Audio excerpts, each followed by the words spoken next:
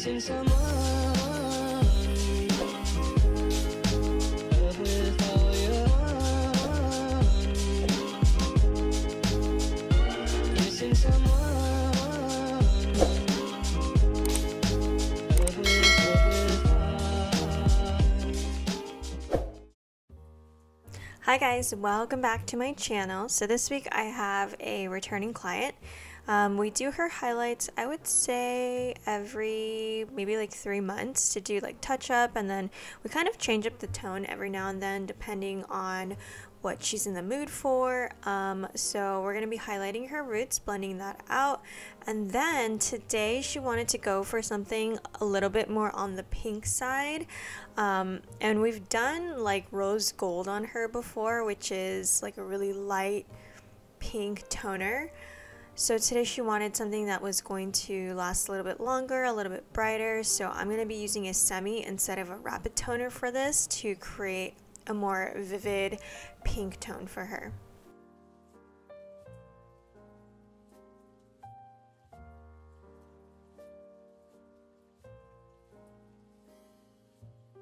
So right now I took a weave around the nape of the neck to detail the hairline, and when I'm doing this foil right around the hairline, I am trying to pick up the pieces that have longer dark spots in it. So I'm not necessarily trying to pick up the old highlights that we did, but more so pick up the highlights that I left out from the last appointment. So what that's going to do is kind of keep her ends, as you can see, like her mids and ends nice and solid every time she comes in, so that we have that nice beautiful like graduation of color from darker roots to kind of lighter ends, and more of like a solid effect on the ends where the roots are a little bit more blended. And after that weave, I'm going to take a diagonal back and do a slice. And then for pretty much the rest of the head after this, we will be taking a center section and slicing that as well too. And again, with those slices, I am going to try and pick out the pieces that have the longest root.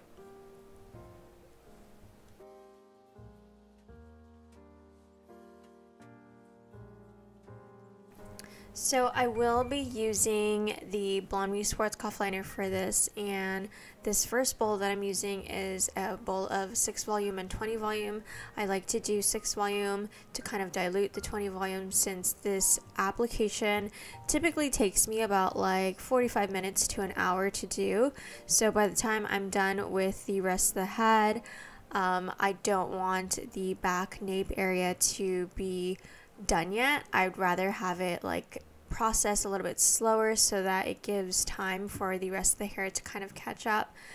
It just saves me a bit of time to wash out the whole back together rather than wash half the back and then wash the top.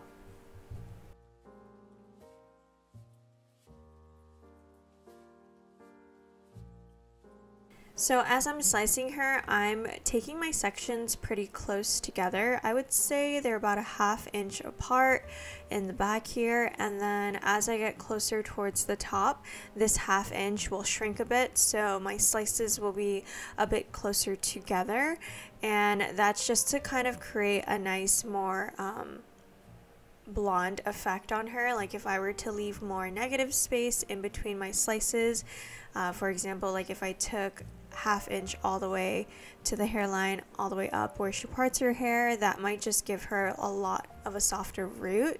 And if that's what she's going for, then I might do that, but we're kind of going for something that looks more blended, but like still have a lot of lightness in the top. She doesn't want to be too dimensional, since she's pretty good about coming in for her maintenance touch-ups. But typically if I have a client who waits maybe like more than 4 months, I might suggest that we do something more dimensional. That way when it grows out, I would say after about like 10 to 12 weeks, if you wait any longer and you do an application that is too heavy, the line of demarcation is very noticeable, and kind of, I feel like it just is such a harsh line against their regrowth, especially on levels like 5 and below. So in this case, because she's able to come in and she's pretty on it, like every time she leaves her appointment, she always pre-books her next one. So I feel confident that it's going to grow out, and she's really good at maintaining it, so I can do a closer slice together.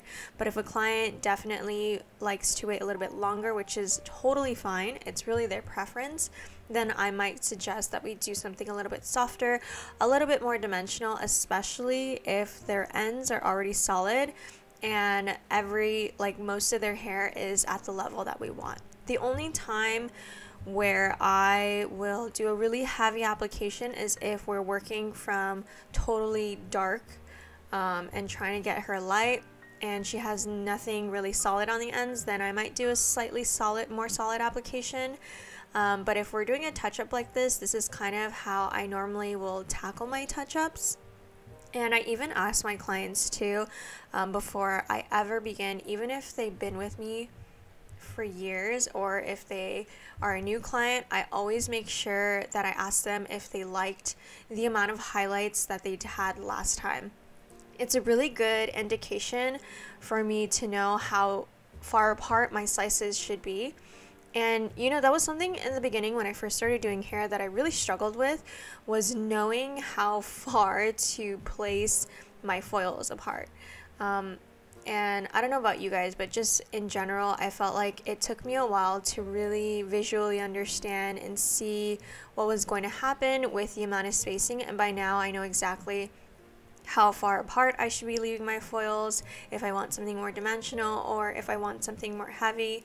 But I would say if you're someone who also struggles with that, I feel like just practicing and seeing and really looking at the details once you dry the hair after seeing what kind of placement you did and how far apart, to kind of use that as a guide for next time really does help.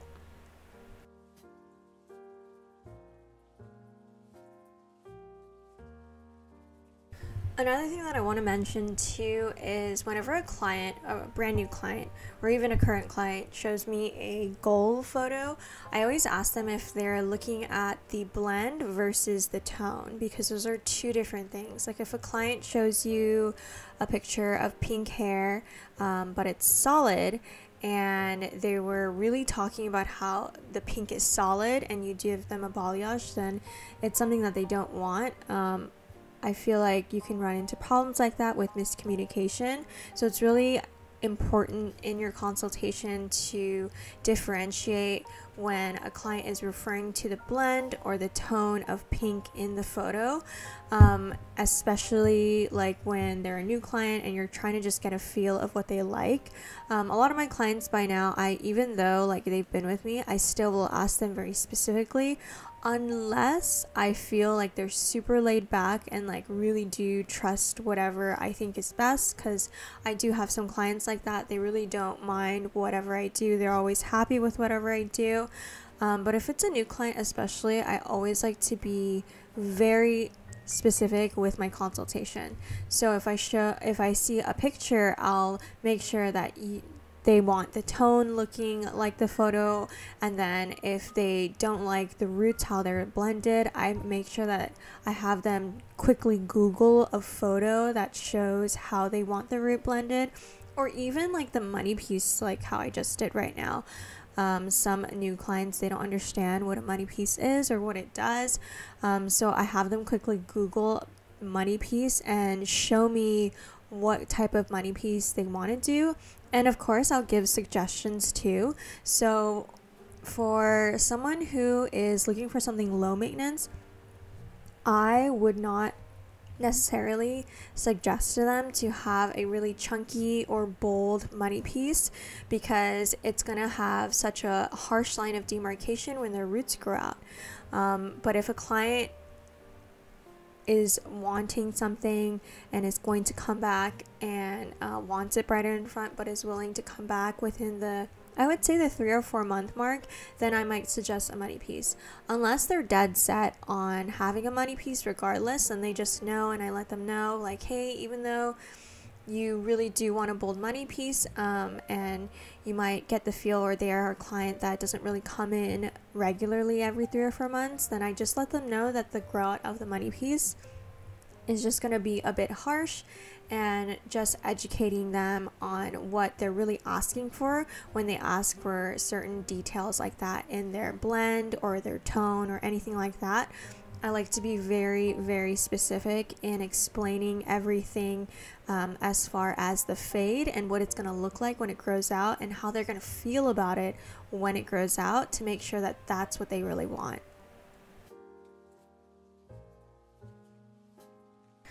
So going back to my technique, you can see I did the slices up until like about an inch from the hairline. The hairline, I did some weaves to do a soft money piece, but still a little bit bold.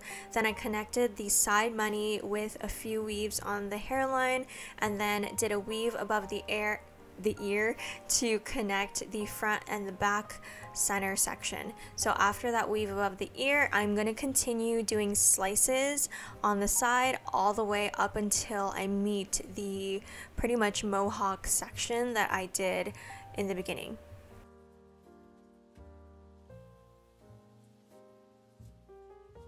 Okay, so now I am going in and applying her semi-color. So you can see I pretty much already dried her hair. This is what her hair looks like without any toner and just like pure lift. We dried her about, I would say like 80% to apply the semi.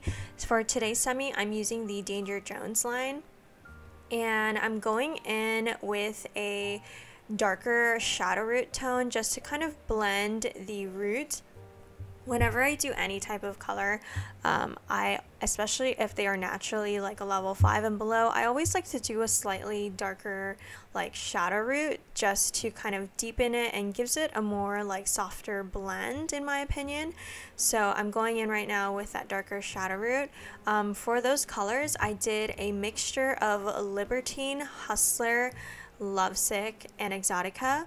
And then for her pink on the mids and ends later, I am going to be doing a mixture of Hustler, Lovesick, Clear, and Exotica.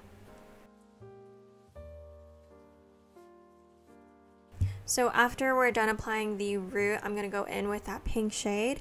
But really quick, I want to talk to you guys about like what I set my clients up to know as far as how to take care of their hair when they're doing a semi. So whenever a client wants a semi-permanent color and they've never had any like vivid tone like this in their hair, I always let them know that these colors fade extremely fast, and then I always let them know also the colors that they're choosing, what it will most likely fade out to. So since we're kind of doing more of like a purpley tone at the root and then pinky on the end, this is going to fade out really pretty. I feel like the pink is going to fade out pretty much back to her blonde. The purple should fade out like a purpley pinky tone because it has that pink in it, but if I did a more blue based purple, then it might fade a little green depending on her hair. Everyone's hair is a little bit different, so that's why I say depending on the hair, but that is a possibility, and I do let them know that. The other thing I tell them is that if you want to keep the color, then I would highly recommend washing your hair with cold water, because anything hot really does wash out the color and the tone a little bit quicker. So that's just something to keep in mind. And then the other thing is I try to tell them to avoid washing their hair too frequently or going in the pool or even the ocean, because that will also strip your hair. And lastly, I would say if you feel like your hair gets really oily, I would highly recommend doing dry shampoo in between your washes. And I always tell my clients a good little trick to dry shampoo is to spray it in your roots before it gets oily. If you start to spray it in when you already feel oil, I kind of feel like it's too late, and at that point it doesn't really work.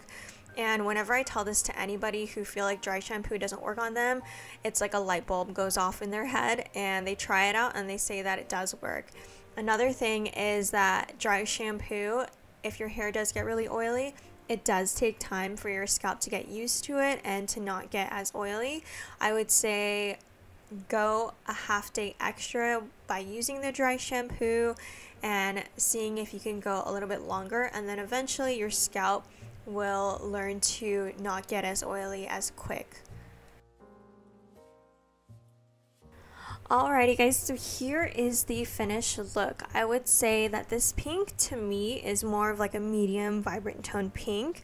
It's not necessarily like super vibrant and it's not necessarily pastel, but I feel like this is perfect because since these colors fade out so fast, I would say this tone might last, I would say about a month, maybe a little bit over a month if she's washing her hair only like once or twice a week with cold water and using dry shampoo and using the proper shampoo as well too. But as this fades out, everything is primarily pink, and I have a good feeling that it's going to just fade back to her blonde, and by the time she comes in, she'll be ready for a brand new color. Alrighty guys, so that is it for this week's episode. Thank you guys so much for watching and tuning in, and as always, I will talk to you guys next week.